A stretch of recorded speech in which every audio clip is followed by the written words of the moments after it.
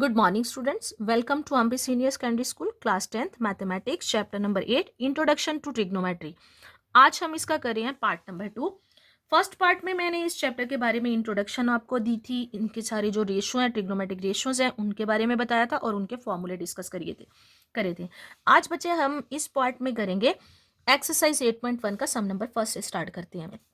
सम number 1 की statement क्या है? In triangle ABC right angle at B A B equal to 24 centimetre, B C equal to 7 centimetre. Determine, first part में पूछा गया है sign ए और कॉस ए की वैल्यू पूछी गई है और सेकंड में साइन सी और कॉस सी की।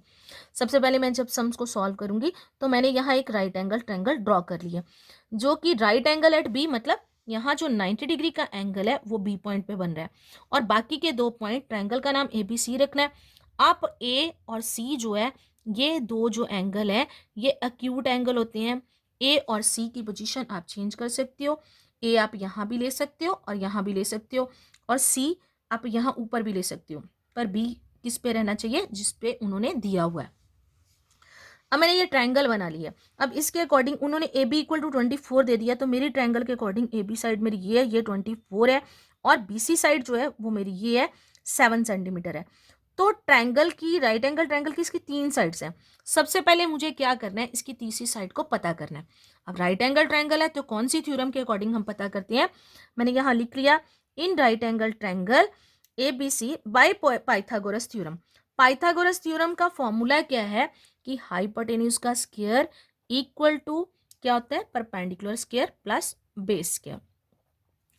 अब मैंने इस ट्रायंगल के अकॉर्डिंग मेरा ए सी बन रहा है हाइपोटेन्यूज और मेरा जो परपेंडिकुलर है वो क्या बन रहा है? ए बी, और जो मेरा बेस है वो क्या बन रहा है? P C. तो मैंने यहाँ ए सी पहले निकालने लगी हूँ। ए सी इक्वल टू, यहाँ मैंने इस फॉर्मूले के according H square equal to P square plus B square. Hypotenuse कितना आ गया? ए सी। तो ए सी का स्क्वायर इक्वल टू परपेंडिकुलर क्या बन रहा है? ए बी का स्क्वायर प्लस बी सी का स्क्वायर। तो ए सी इक्वल टू, मैंने यहाँ ए बी की वैल्यू लिख ली 24 सेंटीमीटर उसका स्क्वायर और बी सी की वैल्यू लगा दी 7 सेंटीमीटर का स्क्वायर।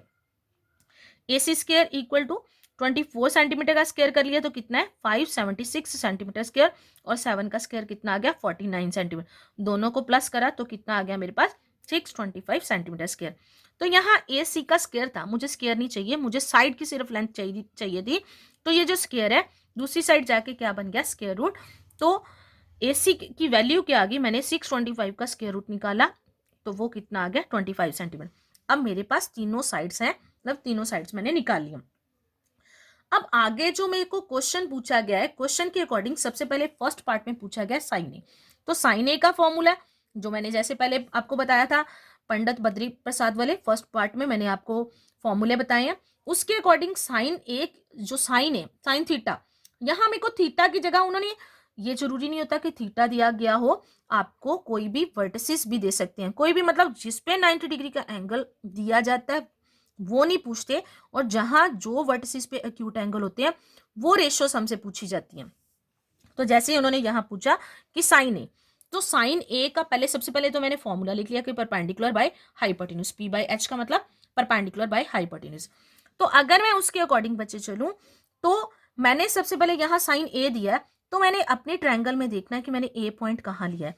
अब ए पॉइंट यहाँ है तो इसके अकॉर्डिंग, ए पॉइंट के अकॉर्डिंग ए के जो ऑपोजिट साइड है, ये तो आपको पता ही है जैसे हमेशा ये हाइपोटेन्यूज ही रहता है, तो ए के ऑपोजिट जो साइड होती है वो परपेंडिकुलर होती है, मतलब ये परपेंडिकुलर है ए के अकॉर्डिंग, और ए के अकॉर्डिंग ये साइड उसके साथ जुड़ी है, तो ये क्या है मेरे पास? बी, मतलब बेस है।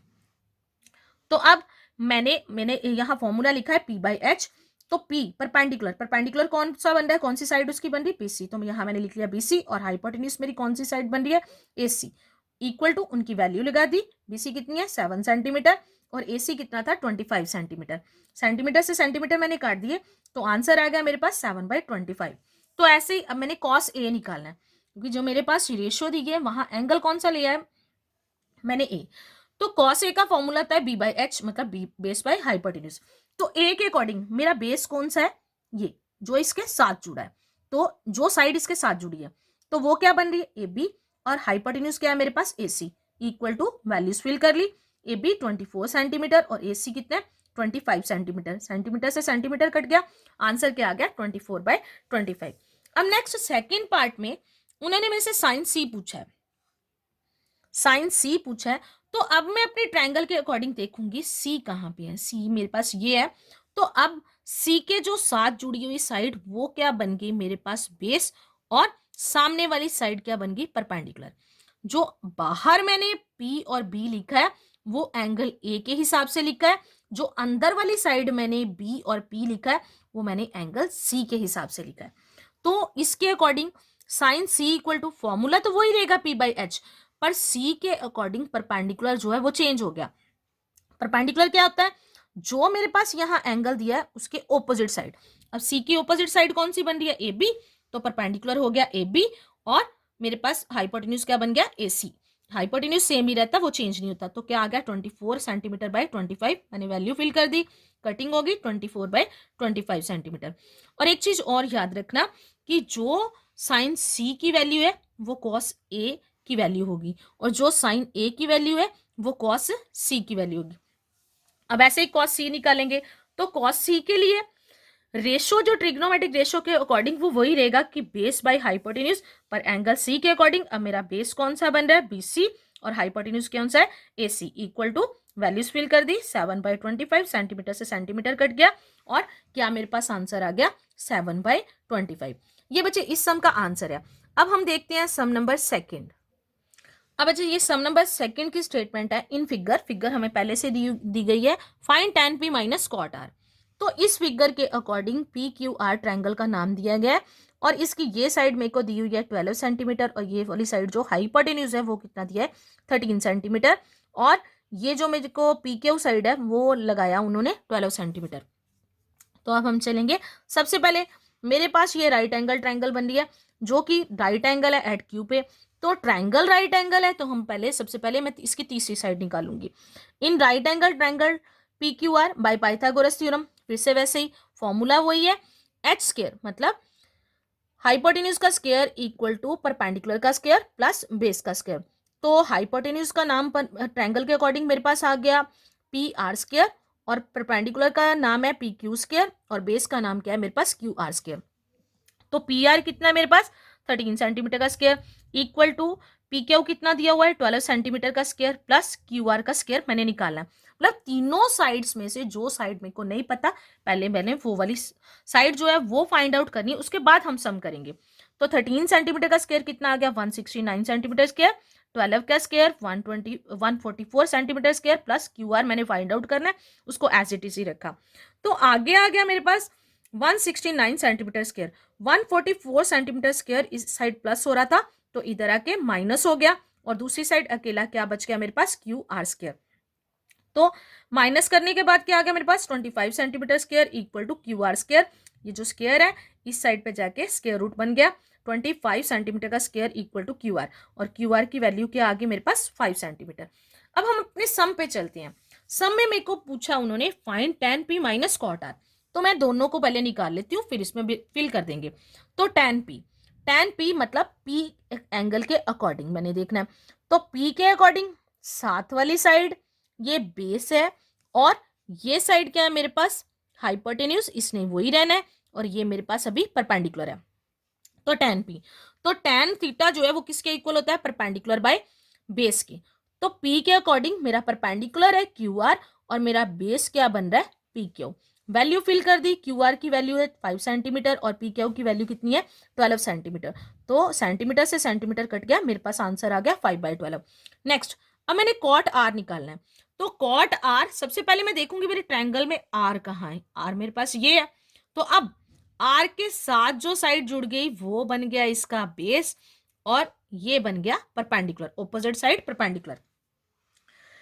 पी के अकॉर्डिंग परपेंडिकुलर कोई और था, सामने साइड ये आ रही तो ये था, और आर के अकॉर्डिंग परपेंडिकुलर पी क्यू बन गई, साइडें चेंज होगी। ऐसे ही मैंने कोट आर निकाल लिया, उसका फॉर्मूला है मेरे पास बेस बाय परपेंडिकुलर। तो आर के अकॉर्डिंग क्यू आर अब मेरे पास क्या बन गया बेस, जो कि पी के अकॉर्डिंग क्या था पहले परपेंडिकुलर। तो अब परपेंडिकुलर क्या बन रहा है आर के अकॉर्डिंग पी क्यू, वैल्यू फिर से अब 5 सेंटीमीटर बाय 12 सेंटीमीटर, सेंटीमीटर से सेंटीमीटर कट गया, वैल्यू आ गई मेरे पास 5/12। पर क्वेश्चन के अकॉर्डिंग उन्होंने पूछा है कि tan p minus cot r किसके इक्वल है, इक्वल टू, मैंने tan p की यहाँ वैल्यू निकाली है 5/12 और माइनस का साइन था तो माइनस कर दिया, कोट r की वैल्यू भी क्या है 5/12, दोनों कट के आंसर क्या आ गया 0। अब अच्छा इसका सम नंबर 3 की स्टेटमेंट देखो, लिखा है if sine A equal to 3/4 calculate cos A and tan A, मेरे को पता करना है। सबसे पहले मैं यहाँ चलती हूँ, मेरे को दिया क्या गया है, साइन ए इक्वल टू किसके है, किसके, ट्रिग्नोमेट्रिक रेशियो क्या है इसकी, perpendicular by hypotenuse, equal to जो इसकी वैल्यू दी थी 3/4। इसका मतलब 3 जो है वो मेरे पास परपेंडिकुलर है और जो 4 है वो मेरे पास हाइपोटेन्यूज की वैल्यू है। मतलब P जो है वो परपेंडिकुलर और हाइपोटेन्यूज क्या बन गया मेरे पास 4, यहाँ H प्रॉपर लिख दिया मैंने। अब बच्चे चलें, अब मैंने यहाँ एक ट्रायंगल बना दी है जो कि मैंने राइट एंगल ट्रायंगल ली है। अब चलें कि मेरे को B यहाँ मैंने ले लिया कि मेरे को साइन A दिया है, तो इसका मतलब A मेरा यहाँ हो सकता है या यहाँ पे हो सकता है। अब A के अकॉर्डिंग, एंगल A के अकॉर्डिंग मैंने सबसे पहले अपने यहाँ ये एंगल लगाया, तो उसके अकॉर्डिंग ये साइड मेरी बन रही है बेस और ये साइड बन रही है मेरी परपेंडिकुलर, और हाइपोटेन्यूज तो सेम ही रहता है। तो मैंने ट्रायंगल के अकॉर्डिंग परपेंडिकुलर मेरा किसके किसके इक्वल था 3, तो मैंने यहाँ लगा दिया 3, और हाइपोटेन्यूज मेरा किसके इक्वल था, ये था 4, तो मैंने यहाँ 4 लगा दिया। अब मैंने इसकी तीसरी साइड जो कि मेरे पास बेस है वो मैंने फाइंड आउट करना है। तो बाय पाइथागोरस थ्योरम क्या फॉर्मूला है, H square equal to P square plus B square. तो एच स्क्वायर 4 का स्क्वायर इक्वल टू पी क्या बन रहा है मेरे पास, पी मतलब परपेंडिकुलर, तो ए के अकॉर्डिंग मेरा परपेंडिकुलर ये है, क्या आ गया बी सी का स्क्वायर प्लस जो मेरे पास बेस है वो क्या बन रहा है ए बी, तो यहां मैंने लिख दिया ए बी का स्क्वायर।